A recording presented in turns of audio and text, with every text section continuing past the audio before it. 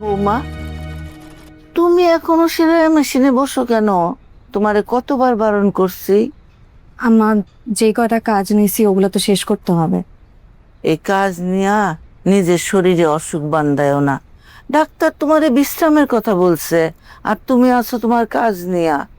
তোমার কথা না ভাবো, আমার যে নাতি নাতনি আসতেছে তার কথা ভাবতে হবে না নাকি? আচ্ছা ঠিক আছে, এই যে দেখেন রেখে দিলাম।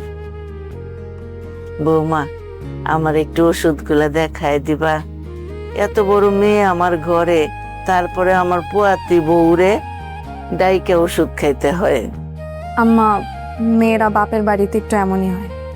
আর কয়টা দিন যাক, বিয়ের পর দেখবেন সব ঠিক হয়ে গেছে। হ্যাঁ, চলেন।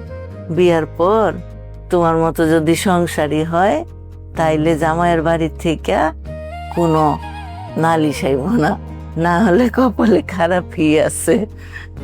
আয়ু, চল।